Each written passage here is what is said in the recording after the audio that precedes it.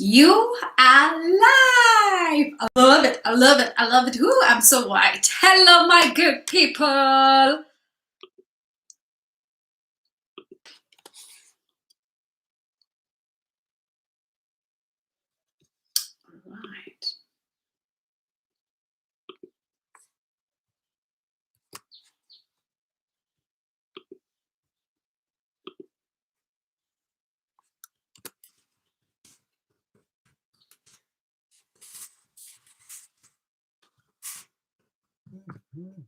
Yes, yes, yes. Hello, good people. I'm still doing something good here. And I will just, oh my gosh. Please hold on for me.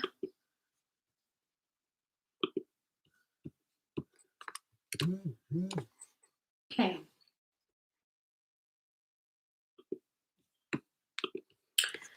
Hello, good people. Let's look in. Let's talk about feelings. And tonight, let's talk about yes, yes, yes, yes, yes. Tonight, yes, let's talk about on YouTube. I cannot play music for some reasons. I cannot play music because of copyright, whatever. Let me just do that. While we wait for people to flock in, but it's okay, right? It's okay. I see there's one person there. Please say hi, and as we begin, I want to send this to my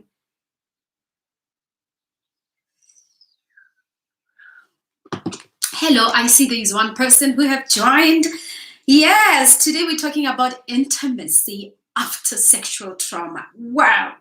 Hey, I didn't want to be the person, the bearer of this news. I didn't want to be, but hey, the Lord is forcing me. Say, hey, get out of your comfort zone. Hello, good people. I see there are two people who have joined us. Please say hello when you log in here, and I'm going to put my phones very far.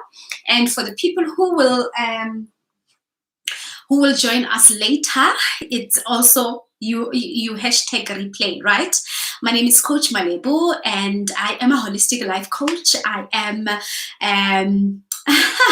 I am a holistic life coach. I am an author and also a motivational speaker. Right, good. So I have two books actually. Yes, hopefully I have a lot of books. Two have been published. Other books haven't been published as yet, but this is my books that won an award. Two of my books have won an award, and the journey.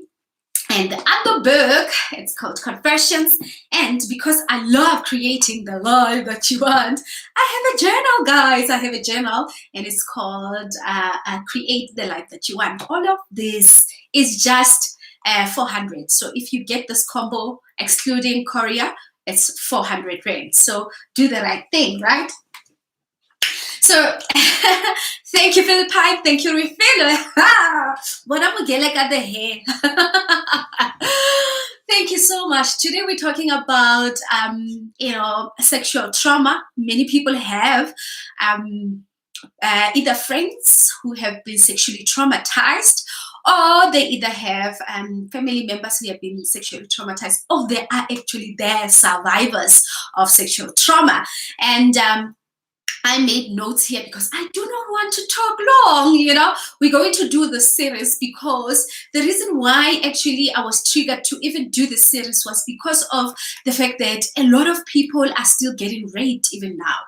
I remember when I was talking to my coach, and I was like, no, I don't want to talk about this thing of sexual abuse, man. Hey, can we move forward?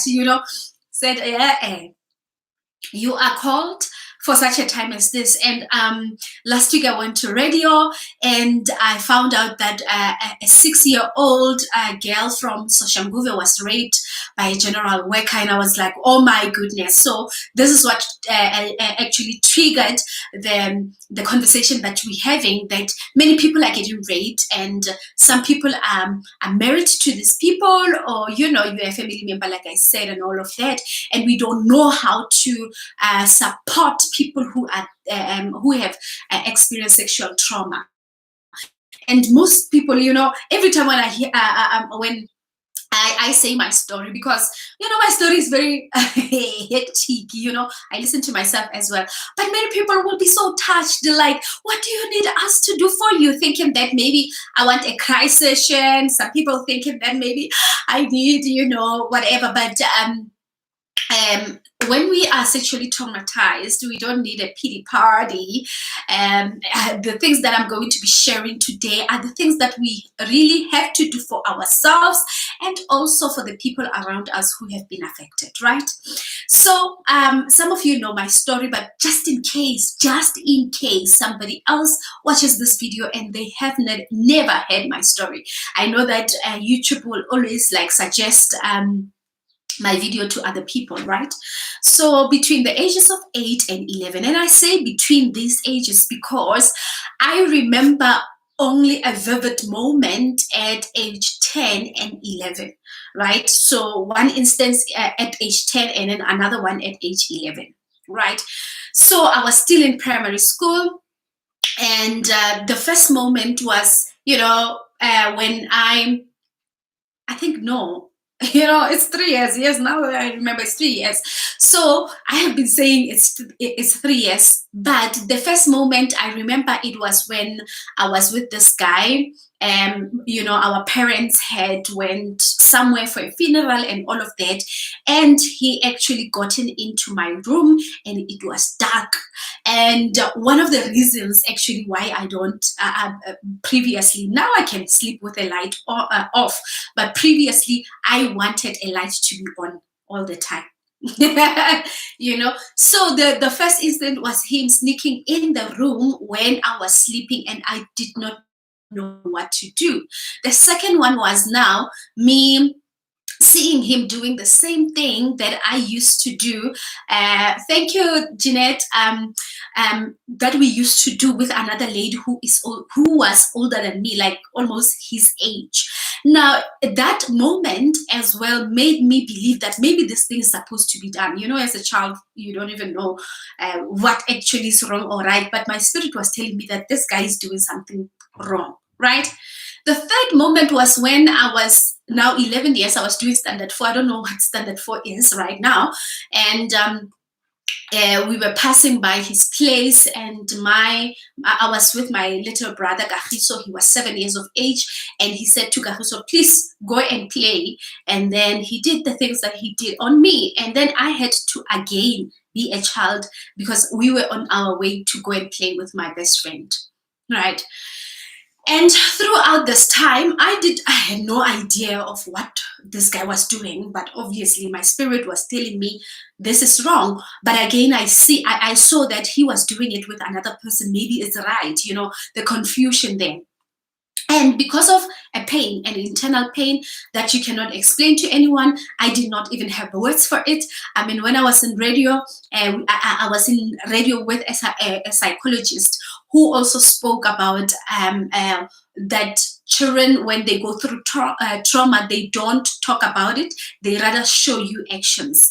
So my actions, which is one of the things that she also mentioned, was me bedwetting until I was very old. Like, now I'm talking about it like it's fine. But I was very old when I stopped bedwetting, but because of my reproduction system being affected by, that guy was old. I was 8, and when I was 8, he was 20, so he knew what he was doing, right?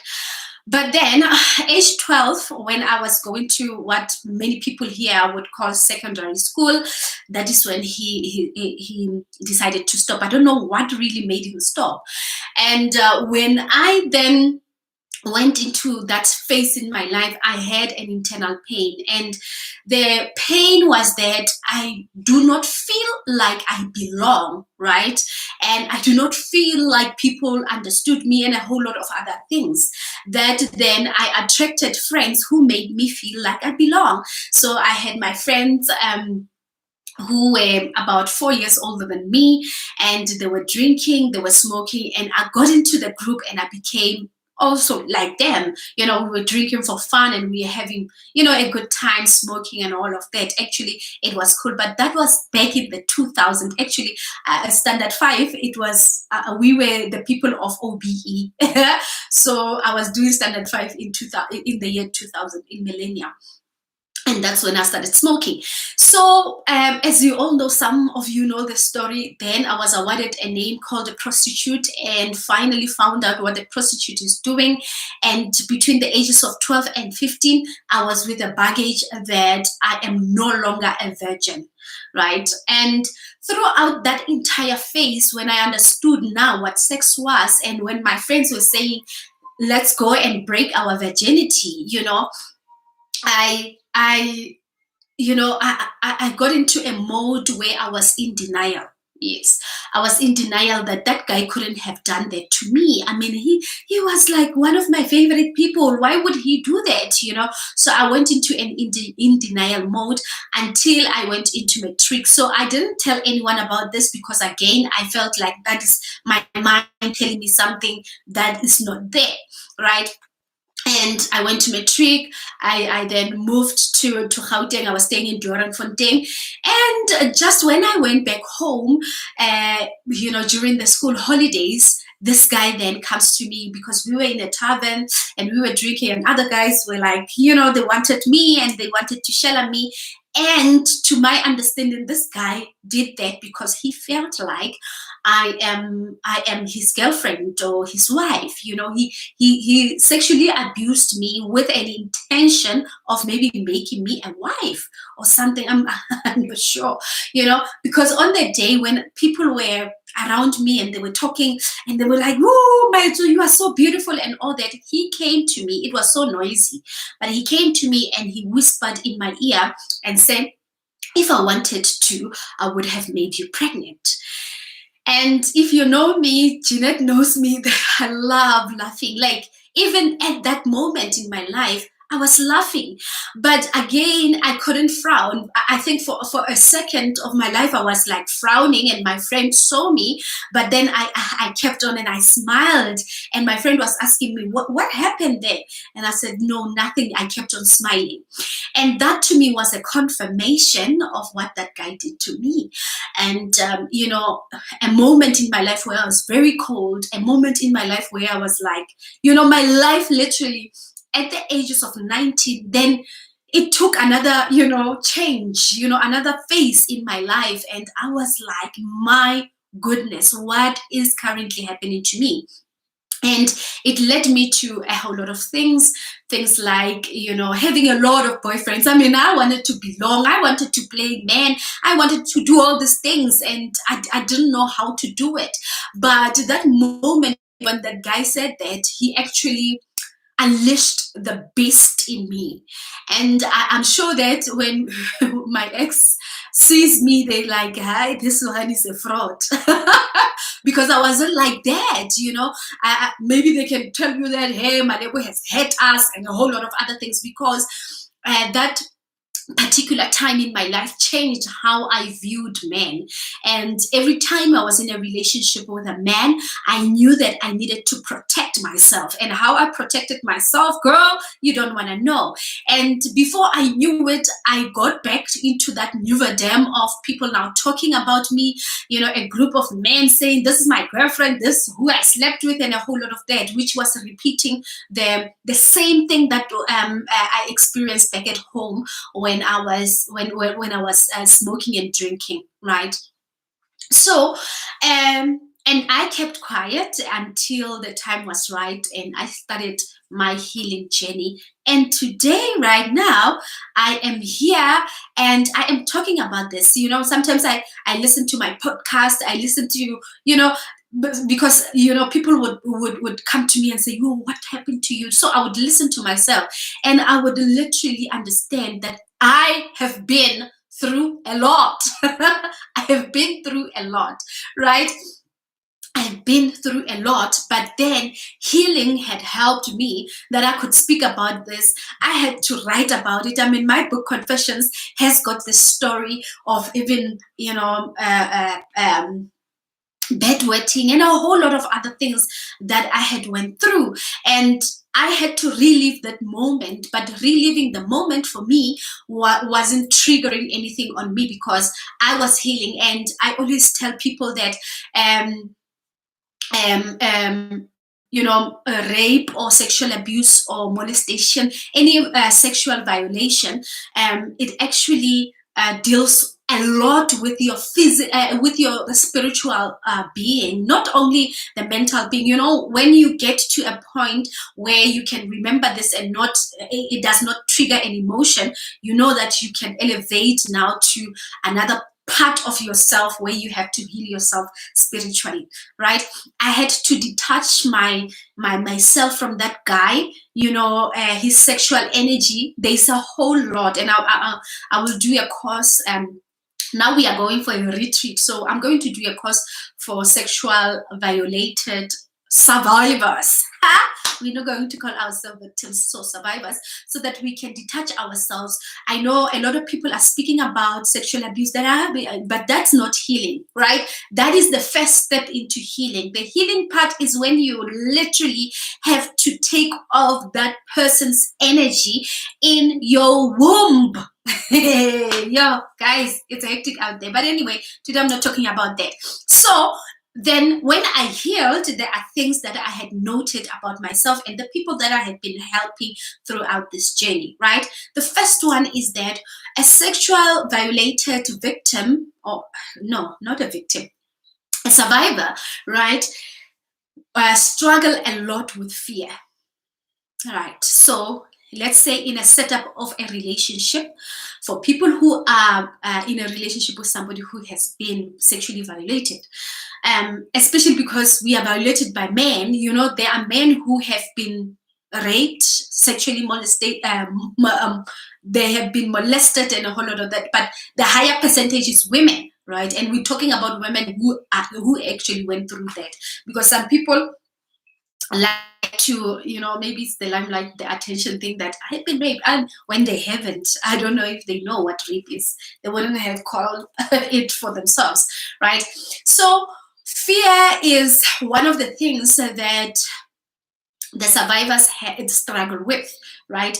Because number one, you might have been gang raped. I worked with a client who was gang raped, and imagine when you are gang raped. I want you guys to think of a time, when 5 or 4 people attack you, and they don't just take your phone, they don't just take your wallet, but they also take off your clothes, right? So your mind always replays the fear that what if a man can come into your life and do that, So for people who are involved with that, they need to create a safe place. And before I even get into that, so the fear comes as an insecurity. So you might be finding, those people who are detective mama, and they can go on Facebook and then come with their Black Coffee's profile and Bali's profile, and then they combine it that they were there. When you have been, I'm not saying those people are, but when you have been that, you can even become a detective. You will know. And because when that thing had happened, your intuition became higher, but then it's in an entanglement with fear. Now, when you are alerted about something, you are just thinking that, many people are living in a not so safe environment with themselves because they haven't healed. So the fear will always say, you need to protect yourself. You remember there was a time when you were relaxed and a man came and then they raped you, right? So fear is one of the greatest things that the survivors will struggle with, especially if they haven't healed or went into a process of healing, right? And for a person who has been sexually abused, I know myself, that guy was saying I shouldn't tell my parents, and if I do, I'm going to die. So fear in the form of you either going to die, and it's also a form of what can I call it, isolation. So it's like you feel isolated, because when you're sexually abused, that guy said, if you say a word only, you are going to die, right? So you want to understand as a parent, and as well as a partner and a friend, that when a sexually violated survivor is there, you need to create a safe space for them, for partners especially, because now we're going to talk about close relationship, intimate relationships. That is a trigger for a survivor who has been sexually violated, right? So when you create a safe space, I remember my husband used to give me his phone, but he was not doing it because I was sexually, but just I knew from the top of my head that I can go through my partner's phone, and I didn't see the need for it. And the reason why even we connected, even me saying this to him, because I have been around, girl, I have been in the world, but I have never in my life said anything to anyone who I have been with. Maybe now they are getting it here on social media, but they don't know about it, because I wasn't feeling safe, I wasn't feeling supported. And remember, energy is what speaks to us, right? So you want to create a safe space that your partner can trust you with her life, can trust you, can relax and put all those guns down, because all we do is that we have guns waiting to blaze, because when we were relaxed, somebody else came into our lives and did that. So you want to create that as a friend as well, because there are friends who right, man. Right? And I know I have cut people previously in my life who were not, I didn't know where were they. People who are not, maybe their energies are not the energies of the people who would want you to grow. So if a survivor feels that type of energy, they will protect themselves and say, hey, bye, I don't want you anymore. So you want, as a friend, to make that place conducive for the person to feel safe. And when they feel safe, I promise you, when somebody feels safe, for the people who haven't said a word, they don't feel safe. I know that a lot of people came into my inbox just after the radio interview, and they spoke to me not because I am the perfect person or just because I have been sexually abused, but they felt safe. Right? They felt safe. Yes, it might be because I have been through that, but they felt safe to speak about it. So if you are here and you are watching this and you have been sexually violated and you haven't said a word, it's because look at the people around you. Do you feel safe? Some, they feel like, whoa, if I say this, your coaching is going to judge me. I can't say this. Because even myself, I had Christian friends who are reading the Bible and doing all these good things. And I was like, I am not going to say a word to these people, because they will start trying to pray for me. And that's not what I need, right? I just need a safe space, a place, right? For me to relax, for me to know that I am supported. You don't need to cry. You don't need to do anything, right? That is number one. The second one is the issue of touching. Now, I made an example when I said, when you are raped, people are attacking you. They're not touching you in a way that is so good and all this. They are literally attacking you. So look at it from the age of 8, or even people who are younger. Some people have been sexually abused from age 3.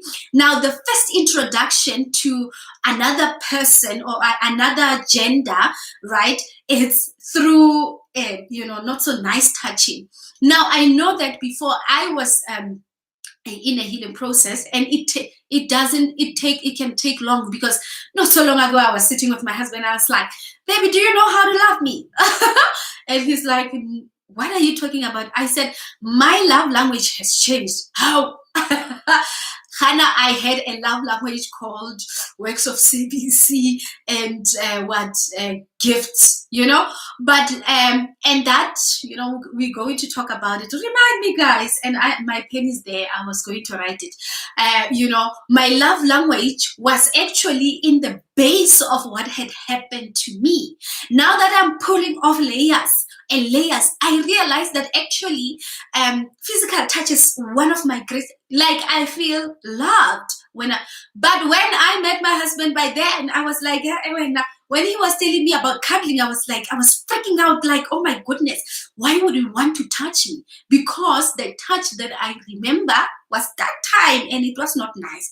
So that's another thing, the touching, especially in an intimate relationship, a romantic relationship, it's going to be a challenge for sexual violated people.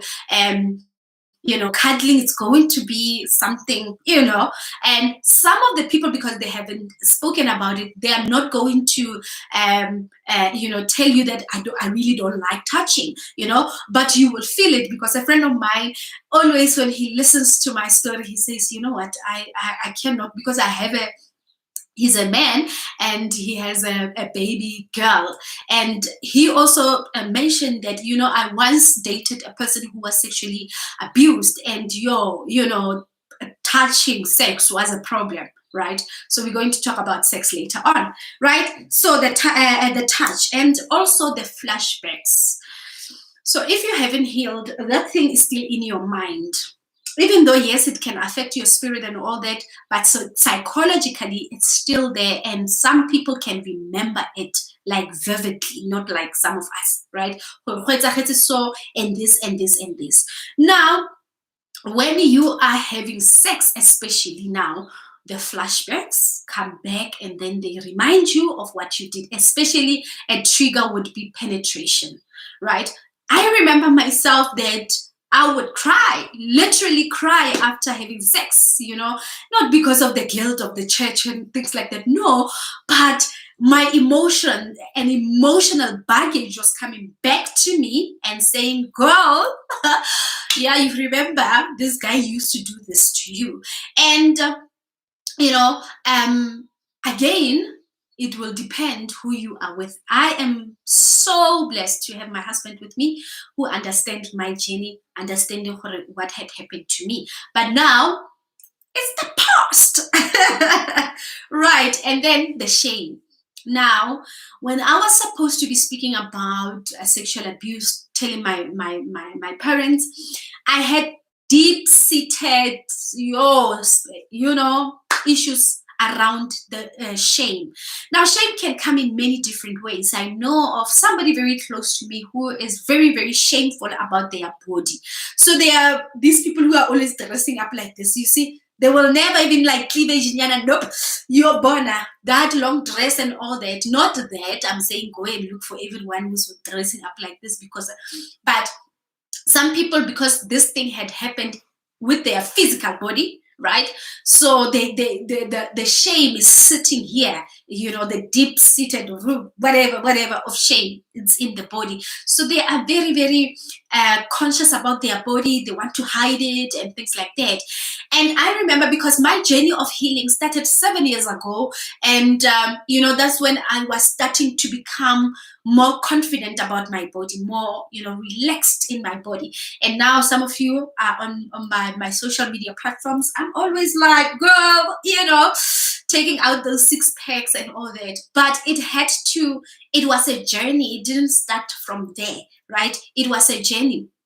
And now what triggered me when I was there, when I was now becoming confident with my body, is when now after marriage, and people were like, why you are always showing off your body, and you are married and all of that. And I was like, oh my goodness. I remember after giving birth, and my husband was saying, and he said this, unconsciously, and he didn't know that it was going to hurt me like this. So I was a bit big, right? So that is a problem on its own, that I'm now becoming conscious about my body. I was big, my breasts were big because I was breastfeeding. Now my husband was saying, I was dressed up, my dress was, well, naturally it doesn't show my breast, but that time, because I had big boobs, it was showing. And then he was like, why are you dressing like that? Even people in Zim don't dress like that. And I was like, hey, we had a fight. But when I went back to myself and said, why was I so triggered about that? I remembered that now he is bringing the shame back to my body, and the trigger. So I had to deal with that shadow, and heal it, and with love and compassion, right? So some people will be shameful, that is why you would find a lot of people, even when they were victims or survivors of sexual abuse, they still absorb other abusers, which can abuse them physically, right? And then they wouldn't want to tell anyone about it, because that is shame. If they can come to anyone and say, I have been sexually abused, and then also I have been physically abused, they believe that is shame, so they don't want to talk about it. So shame can come in many different ways. But again, you want to treat us, lebandalak. You want to treat us with love and compassion, And I'm not saying that now, you don't have to tell me when I'm wrong and things like that. But I'm just saying, when you do things out of love, it's better than doing it out of judgment, Okay. Now, close relationships, meaning that intimate relationships, it can be marriage, it can be a relationship with other people. Hey, the survivors, because of not healing, the problem is that they always pushing people away. They always pushing people away, right? And they believe that they are not worthy. And this again it can be other types of traumas, but because today we are talking about sexual trauma, they always pushing people away, because that incident that happened to them taught them that they are not good enough. So they will find anything. Like I said in the beginning, they would even find a phone, and maybe on Facebook, and somebody commented on your boyfriend or your husband's picture, and who is this girl? Trying to make something, trying to have an event that can match the level of your vibration. So you'd find that people would have good relationships with, just fairly good, but now they want to try and make it look like Malibu's relationship or Black Coffee's relationship and things like that, because inside of them there is unworthiness, and this unworthiness is driving them to do things that matches their level of vibration, right? I feel you, girl. Yes. So they push away.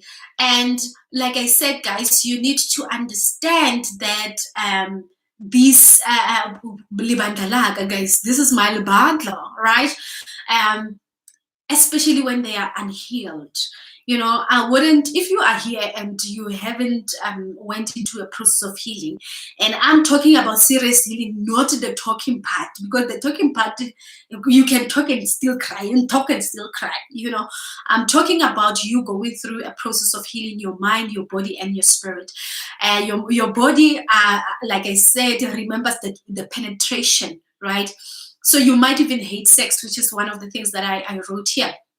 The mind also remembers the event, how it happened, even though your conscious mind might not remember, but the subconscious mind remembers what happened to you, right?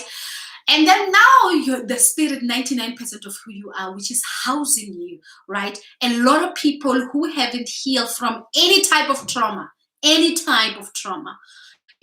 struggle with purpose. My son is awake. They struggle with purpose because of the reason that their spirit is wounded as well, right? So a spirit is you, but if you don't know who you are, then good, right? So the last thing that I want to talk about is sex. So now, if you are here, especially as a partner, because you can't have sex with your family member, right? And if your Kenyani as a mother, they come and they say, or anyone comes and say, hey, my wife is not giving me too much sex and all these things. I know that we have this idea that women don't like sex, but women have been through a lot. Many women have been through a lot, and maybe it influences this state, but women do love sex, right? But because of the things that had happened, sexual trauma makes you believe that sex is a duty.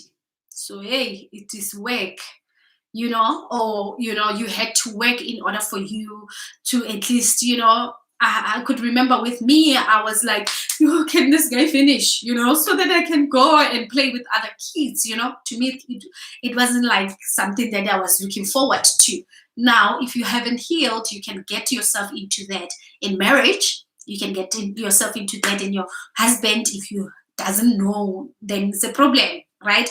The second one is that you might be addicted. So other people become or feel like sex is a duty. Other people believe or become promiscuous, and they just want to sleep with anyone. I mean, when I started way back in 2017, when I spoke about this story publicly on social media, two of my friends came, and the other one said, "Yo, the way I was raped by my own brother." Imagine if you are raped by your own brother and a friend. And she said, since that time, I never valued sex. So, sometimes in the church, we will be talking about, saving yourself until marriage, while other people have issues like this, that they don't view sex as something that is of value because somebody else came and just took it like that, right? So to other people, they can become promiscuous, they can want to sleep with everybody, and when you are judgmental, oh, why? Because they do not value sex at all, right? And you need to heal. If you are that person, you need to heal, right? They believe that sex is a dirty game. It's a dirty game because of how the perpetrator made them feel, right? Or it's something, there's something wrong. And I remember with me, I for most of my life, I believed that sex is something wrong. It shouldn't be done because I was introduced to it when I was young, and then now it felt so wrong when it was happening. And now I'm old and I'm thinking that idea is still in me that sex is wrong, right? So you might have less cravings or more cravings for sex. But in all in all, if you are here, you have a sister, you have a partner, you have a family member who has been violated sexually, all they need to do, or all you need to do when they tell you their story, you need to listen, and without judgment, hey, but we deal with Bazexi, we deal with Bazelwani, we deal with psychologists, we deal with coaches, we deal, now when my friend lost his her partner, the fiance, a lot of people called me and said, "Hey, Coach Malebo, what are you doing with Bongile?"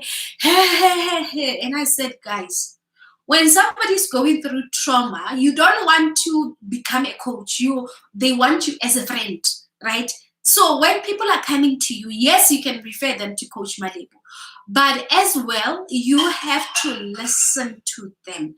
Listening to them is the most important thing. So when Sbongile went through the trauma of losing a loved one, I was there.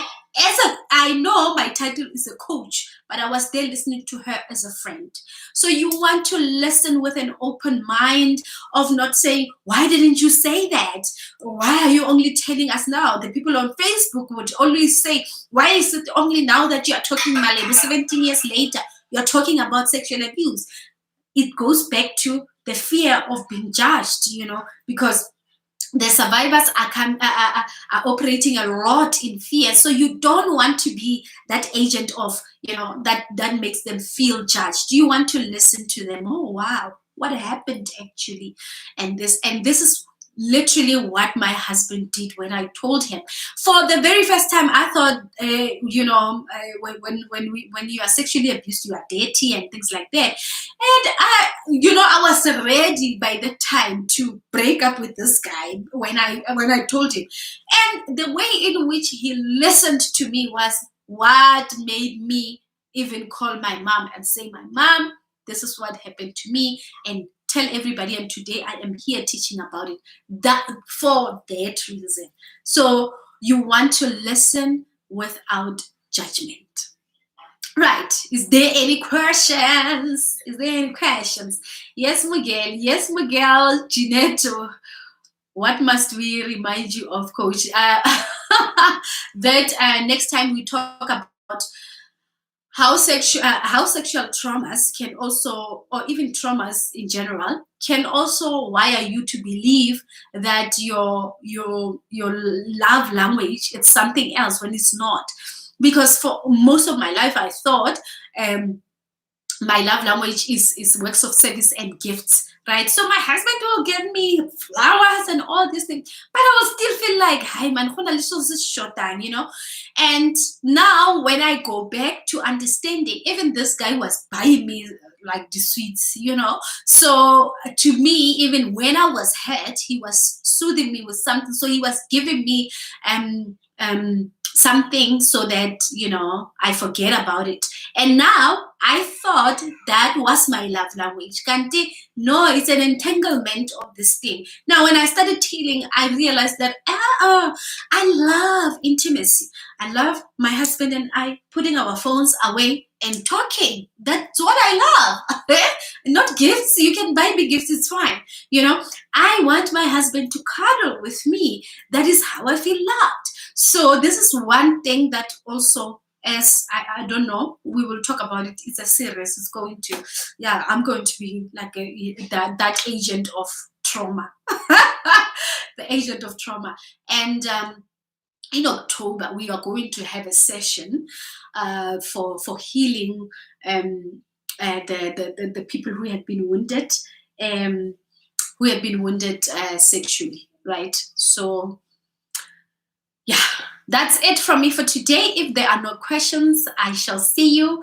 What else did I forget? I spoke about my books. My books are available. Also the healing sessions. If you want a healing session, a one-on-one healing sessions, I love those ones because now people are starting to realize the baggage that they had in them. So the healing session is 1 hour, it's 650 with a follow-up, free follow-up after 30 days, which is 30 minutes, right? So actually the healing session is 1 hour, 30 minutes, right?